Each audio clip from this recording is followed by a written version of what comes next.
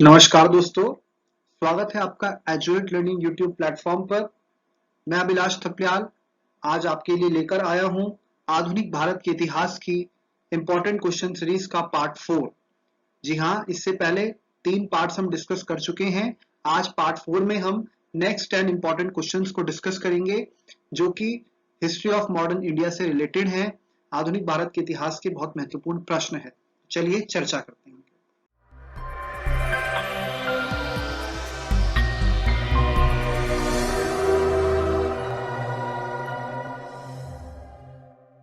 So guys, these are the questions. पहला प्रश्न है आज के लिए, नए भारत का पैगंबर किसे कहा जाता है? Who is known as the prophet of new India? Option A Dayanand Saraswati, B Shri Ramakrishna, C Raja Ram Mohan Roy, D Swami Vivekananda. और इस क्वेश्चन का करेक्ट आंसर है option number C, Raja Ram Mohan Roy.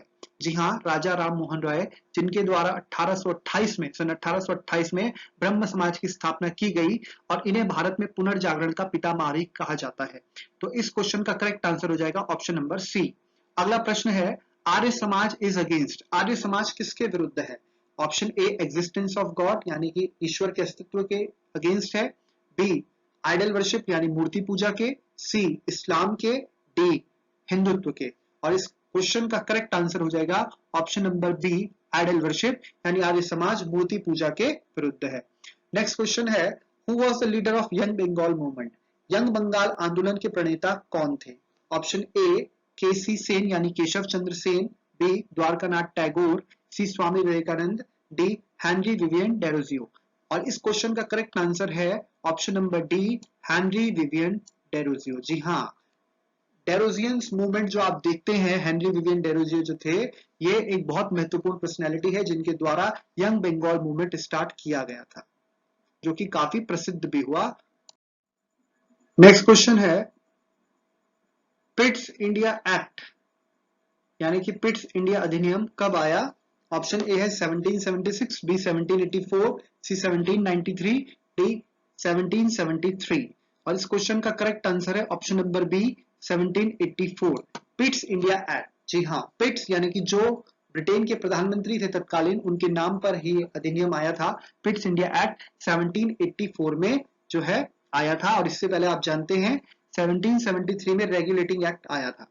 ठीक है, अगला प्रश्न है, by which act the trade monopoly of BEIC यानी British East India company was abolished? यानी कि किस अधिनियम के द्वारा ब्रिटिश ईस्ट इंडिया कंपनी का व्यापारिक एकाधिकार समाप्त किया गया? Option A charter act of 1813, B act of 1793, C act of 1833, D act of 1853। बहुत ही महत्वपूर्ण क्वेश्चन है, कई बार अलग अलग प्रतियोगी परीक्षाओं में पूछा गया है। और इस क्वेश्चन का करेक्ट आंसर है option number A charter act of 1813। हम सभी जानते हैं 1813 के चार्टर अधिनियम के द्वारा ब्रिटिश ईस्ट इंडिया कंपनी के व्यापारिक एकाधिकार को समाप्त कर दिया गया और अब कंपनी का व्यापार केवल चाय के व्यापार और चीन के साथ व्यापार तक सीमित रह गया। तो इस क्वेश्चन का करेक्ट आंसर हो जाएगा option number A charter act of 1813। अगला प्रश्न है, who was the first governor general of Bengal? Bengal का प्रथम गवर्नर जनरल कौन था? Option A lord Cornwallis, B sir John Shore, C William Bentinck, D Warren Hastings. तो बहुत महत्वपूर्ण प्रश्न है, ये प्रश्न भी कई बार अलग अलग प्रतियोगी परीक्षाओं में पूछा गया है और इसका करेक्ट आंसर है option number D Warren Hastings. Warren Hastings आप जानते हैं, after the regulating act of 1773 he became the governor general of bengal. He was the first governor general of bengal and he became by act of regulating act of 1773। तो 1773 के regulating act के द्वारा वो बंगाल का प्रथम governor general बन जाता है। अगला प्रश्न है, निम्नलिखित में से किसने सोम प्रकाश समाचार पत्र प्रारंभ किया? Who among the following started the newspaper Som Prakash?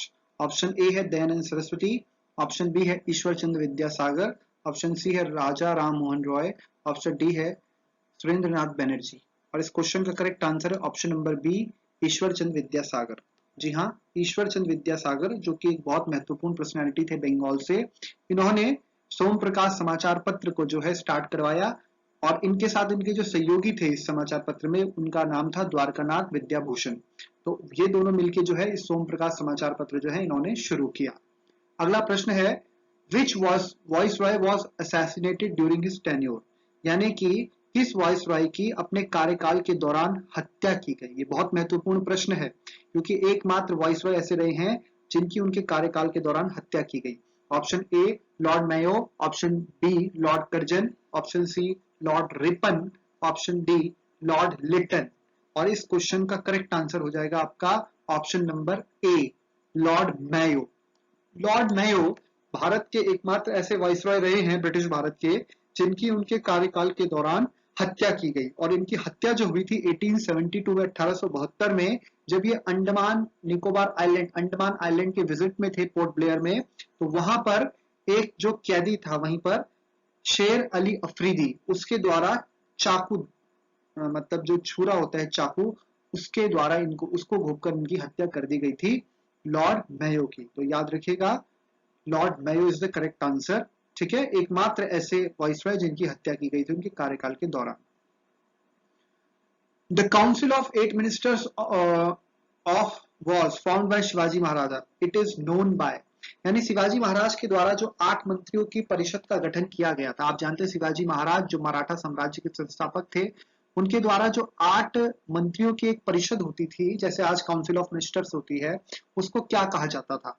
Option है अष्टमंगल, ऑप्शन बी अष्ट प्रधान, ऑप्शन सी अष्ट सिद्धि, ऑप्शन डी अष्ट सेना। अब देखिए अष्ट का मतलब ही होता है 8, तो अब यहाँ पे तो सारे ऑप्शन ही अष्ट अष्ट से दिए गए हैं, लेकिन इस क्वेश्चन का जो करेक्ट आंसर होगा वो होगा ऑप्शन नंबर बी अष्ट प्रधान।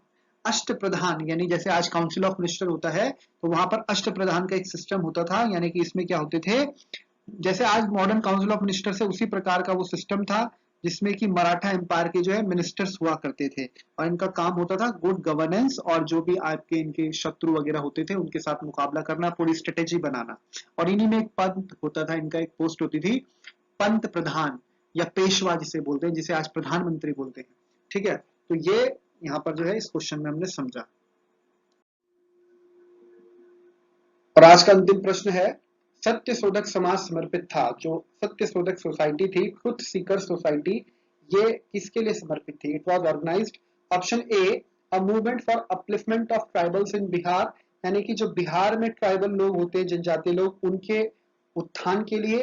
B temple entry movement in Gujarat, Gujarat में मंदिर प्रवेश संबंधी कोई आंदोलन। C an anti caste movement in Maharashtra, Maharashtra में कोई जाति बंधन के खिलाफ आंदोलन। D a peasant movement in Punjab, Punjab में कोई किसान आंदोलन। तो इसका करेक्ट आंसर होगा option number C an anti caste movement in Maharashtra. जी हाँ, महाराष्ट्र में जो सत्य शोधक समाज था, यानी जिसको इंग्लिश में ट्रुथ सीकर सोसाइटी बोला जाता है, एक बहुत ही प्रोमिनेंट बहुत ही इंपॉर्टेंट मूवमेंट था।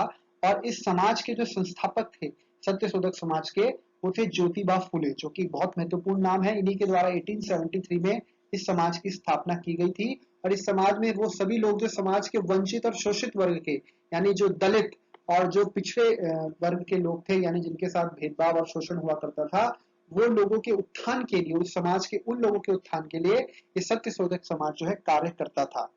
साथ ही साथ जो ज्योतिबा फुले साहब की जो वाइफ थी, यानी कि जो इनकी धर्मपत्नी थी, उनका नाम भी आपको पता होना चाहिए और उनका नाम आपने कई बार सुना भी होगा। बहुत महत्वपूर्ण, भारत की पहली महिला शिक्षा होने का उनको जो है गौरव मिलता है। और इनकी वाइफ का नाम था सावित्री बाई फुले, बहुत महत्वपूर्ण पर्सनैलिटी थी।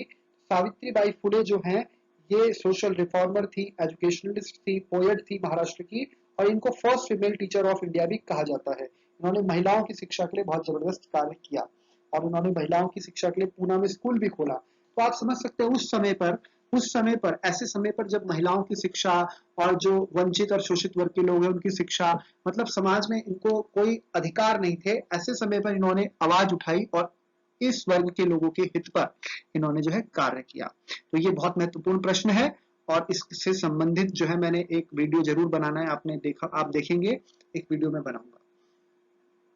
तो आज के लिए इतना ही, इसको रखते हैं। Thanks for watching, keep learning.